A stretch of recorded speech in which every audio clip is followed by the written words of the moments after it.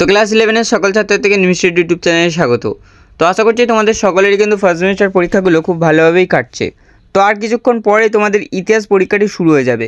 তো অন্যান্য পরীক্ষার তুলনায় যাতে ইতিহাস পরীক্ষাটা খুব ভালোভাবে তোমরা দিতে পারো, সেই জন্য তোমাদের জন্য একটি লাস্ট মিনিট অর্থাৎ তোমাদের জন্য পরীক্ষার একটি ফাইনাল সাজেশান নিয়ে চলে এসেছি।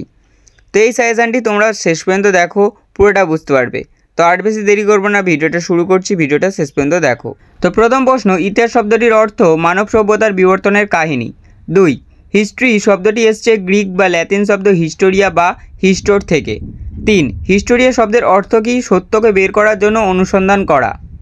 এরপর ইতিহাসের জনক কাকে বলা হয়? হেরোডোটাসকে। 5. ইতিহাস শব্দটির প্রথম উল্লেখ পাওয়া যায় অর্থব্য বেদে। 6. ইতিহাস হলো অতীত ও বর্তমানের মধ্যে অন্তহীন কথোপকথন। উক্তিটি কার? তো উত্তরটি হয়ে যাবে ইএইচ কার। 7. ইতিহাস হলো বিজ্ঞানের কমও নয় আবার বেশিও নয়। উক্তিটি কার?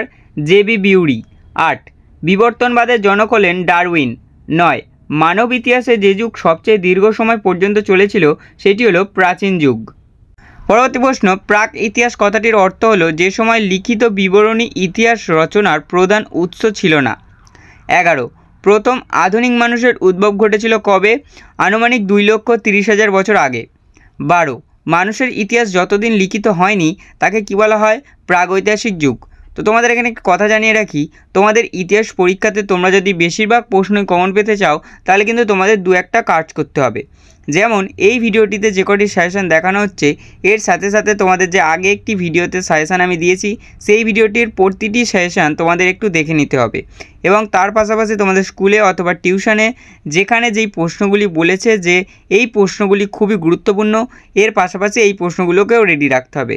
তাহলে দেখবে তোমাদের যে ইতিহাস পরীক্ষাটি হবে এতে তোমরা বহু প্রশ্ন কমন পেয়ে গিয়েছো। পরবর্তী প্রশ্ন, প্রাগৈতিহাসিক যুগে ইতিহাসের প্রধান উপাদান ছিল জীবাশ্ম। 14. ইংরেজিতে প্রিহিস্ট্রি কথাটি প্রথম ব্যবহার করেন পল তুর্নাল। 15. প্রাগৈতিহাসিক যুগে মানুষ লিপির ব্যবহার জানত না।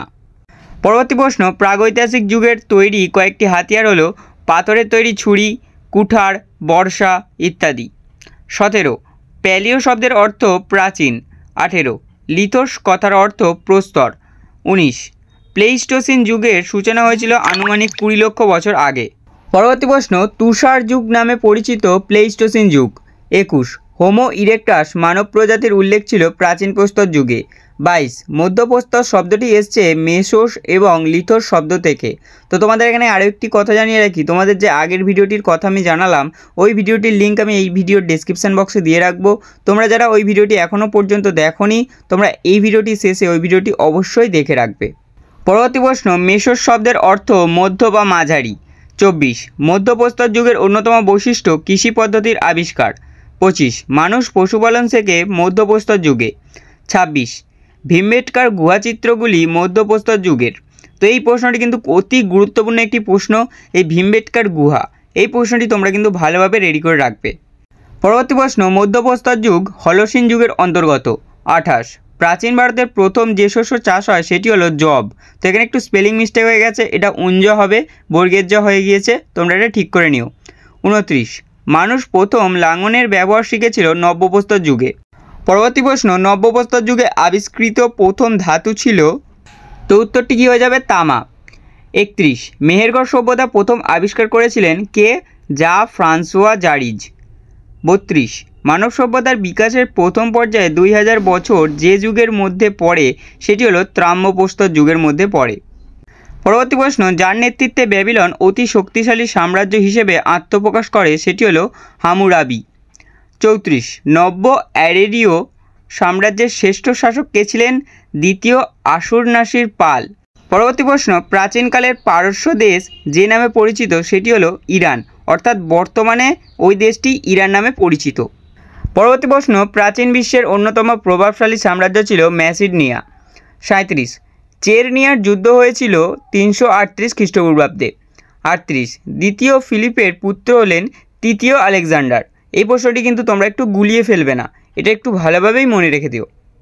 পরবর্তী প্রশ্ন, যে সময়কাল গ্রিসের ইতিহাসে অন্ধকার যুগ নামে পরিচিত সেই সময়কালটি হলো খ্রিস্টপূর্ব 1200 থেকে 800 অব্দ।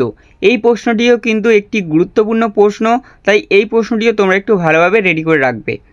40. পৌরব রাজ্যের রাজা কে ছিলেন? পুরু। 41 তৃতীয় আলেকজান্ডার দেহত্যাগ করেন অর্থাৎ মৃত্যু তার হয়েছিল ব্যাবিলনে। 42 মিশরের নলখাগড়ার গাছের অনুরূপ ছিল প্যাপিরাস। 43 আদি রোমানদের বাসস্থান ছিল রোম। 44 রোমান নগরীর অপর নাম কি ছিল? শাশ্বত নগরী। 45 কিংবদন্তি অনুসারে প্রাচীন রোমে কতজন রাজা রাজত্ব করতেন? 7 জন। তো ভিডিওটা তোমরা এরা শেষ পর্যন্ত দেখছো, তোমরা কিন্তু কমেন্টে জানাতে ভুলবে না যে ভিডিওটি তোমাদের কেমন লাগলো এবং এখানের প্রতিটি প্রশ্নের মধ্যে কটি প্রশ্ন তোমাদের আগে থেকে রেডি ছিল। পরবর্তী প্রশ্ন, প্রাচীন রোমের যে রাজা প্রথম মুদ্রা ব্যবস্থার প্রচলন ঘটান তিনি হলেন সার্ভিয়াস টিউলিয়াস। 47 সিনেটের সদস্য পদের সময়কাল ছিল আজীবন, অর্থাৎ সে যদি একবার সদস্য হতে পারে তাহলে সে আজীবনকাল সদস্যই থাকবে। 48 রোমান অর্থনীতি বহুলাংশে ছিল দাস শ্রম নির্ভর। 49 যে রোমান সম্রাট সামরিক একনায়কতন্ত্র তৈরি করেন তিনি হলেন, তো উত্তরটি হয়ে যাবে জুলিয়াস সিজার। 50 আদি রোমান সাম্রাজ্যের পতন ঘটেছিল 476 খ্রিস্টাব্দে। প্রাচীন রোমের রাজতন্ত্রের যুগ চলেছিল 244 বছর। প্রাচীন রোমে প্রজাতন্ত্রের যুগ চলেছিল কত বছর? 482 বছর। তো এই তিনটি প্রশ্ন কিন্তু তোমরা একটু ভালোভাবেই দেখে রাখবে। পরবর্তী প্রশ্ন, প্রাচীন রোমান ইতিহাস জানার উপাদান ছিল উপকথা ও কিংবদন্তি। 54 ইতালীয় সংঘের রাজধানী ছিল করফিনিয়াম। 55 রোমান প্রজাতন্ত্রের পতনের জন্য প্রধানভাবে দায়ী ছিল সামাজিক যুদ্ধ। পরবর্তী প্রশ্ন, পলিটিক্স গ্রন্থের রচয়িতা অ্যারিস্টটল।